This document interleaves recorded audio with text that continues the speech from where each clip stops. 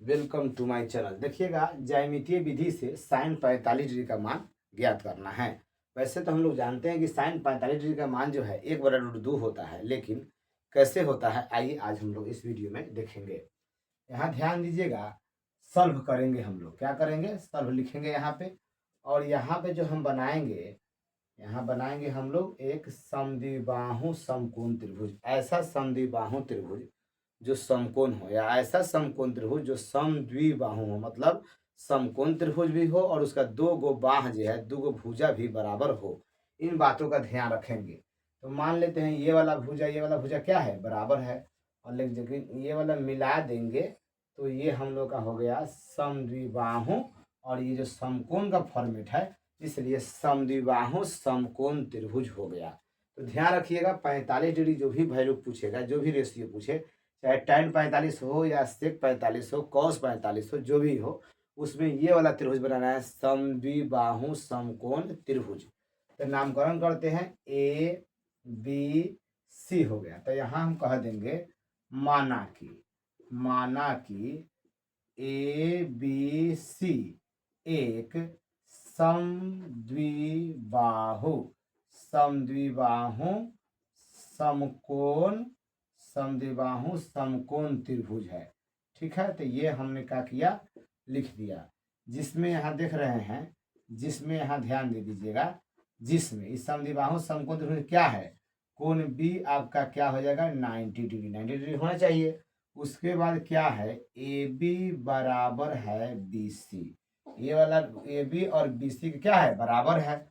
अगर आप चाहें तो कोई भी मान सकते हैं, इसको ए मान लीजिए, या ए होगा तो ये भी ए होगा, ये एक्स होगा तो ये भी एक्स होगा। तो मान सकते हैं आप, यहाँ पे एक्स मान लीजिए। तो यहाँ कह दीजिए आप लोग, यहाँ पे एक्स, इसको लिख दीजिए माना। तो मान लीजिए ये एक्स है तो ये भी आपका एक्स हो गया, क्योंकि बराबर है, समद्विबाहु है। तो अगर ये 5 cm होगा तो ये भी 5 cm होगा, ये 10 cm होगा तो ये भी 10 cm होगा। अब हमको चाहिए कर्ण। क्या चाहिए आपको? कर्ण निकालना। 90 के सामने वाला भुजा क्या कहता है? कर्ण कहता है। तो आप निकाल सकते हैं। तो इसलिए पाइथागोरस प्रमेय से AC बराबर क्या जानते हैं?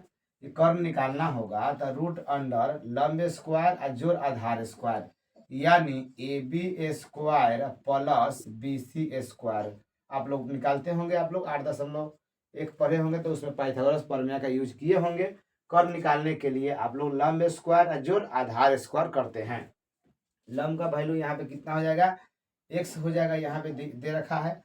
तो हम यहाँ पे लिख लेते हैं एक्स का, यहाँ स्क्वायर है तो स्क्वायर भी हो जाएगा। BC कितना है? एक्स है तो ये भी स्क्वायर हो जाएगा। दोनों के जोड़िएगा, एगो एगो कै गो, तो 2 एक्स स्क्वायर हो जाएगा। ये सब रूट के अंडर हो जाएगा। अब इसको वैल्यू कैलकुलेट कर लीजिए। तो 2 का तो नहीं निकलेगा, तो रूट में रह गया, और 2 एक्स में एगो एक्स निकल जाएगा। तो इसका ये वैल्यू निकल गया √2 × एक्स। जब ये हो जाए ना, ये हो जाएगा तो कुछ भी आप निकाल सकते हैं। 6 को 6 निकाल सकते हैं। एगो पूछेगा तभी इतना पूरा काम करना होगा, 6 को पूछेगा तब इतना ही वर्क करना है। ज़्यादा वर्क करना नहीं है, इतना तो कम से कम करना ही पड़ेगा। अब यहाँ से जो भी निकालना है आप लोग निकाल सकते हैं। सिर्फ आपसे साइन 45 का मान पूछा है, इसलिए हम निकाल लेते हैं साइन 45 डिग्री, अर्थात साइन π/4 के मान। साइन थीटा का मान क्या जानते हैं? रेशियो उसका क्या होता है साइन के लिए? P/H होता है, अर्थात लंब बटा कर्ण होता है। तो यहाँ हम लिख देते हैं P/H। तो यहाँ लंब जो है क्या हो जाएगा? इसको लंब मानिए। इस एंगल पर बात करें तो ये लंब हो जाएगा, उस पर बात करें तो ये लंब हो जाएगा। जिस पर भी जाइए, चूंकि दोनों बराबर है, कोई टेंशन नहीं होगा। तो चलिए इसी को हम लंब मानते हैं। तो यहाँ से आपका लंब हो गया AB, तो हो गया AB बटा कर्ण। 90 के सामने कर्ण होता है, कर्ण क्या हो गया आपका? AC। तो लिख दिए। अब AB के मान कितना है? x है, तो आप x लिख दिए।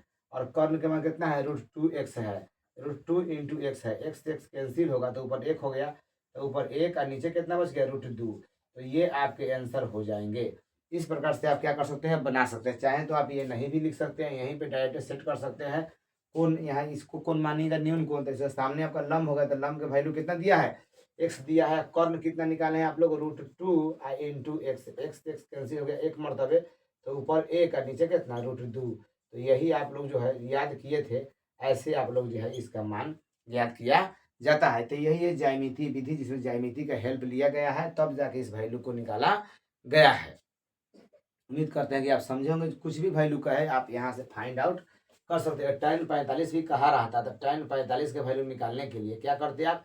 यहाँ लंब बटा आधार ले तो लंब कितना है, आप रेशियो जानते हैं tan का p/b होता है, यानी लंब बटा आधार होता है, तो लंब इतना हो जाएगा यहाँ पे आपका x और आधार कितना हो जाएगा x कटाइए, एक मतलब कट गया, तो ये आपका tan 45 का मान 1 हो गया। तो इस विधि से आप कुछ भी बना सकते हैं, बहुत ही ईजी था, बस एक बार दो बार बना लीजिएगा, परमानेंट दिमाग में सेट हो जाएगा। तो चलिए ठीक है, मिलते हैं हम लोग अगले वीडियो में।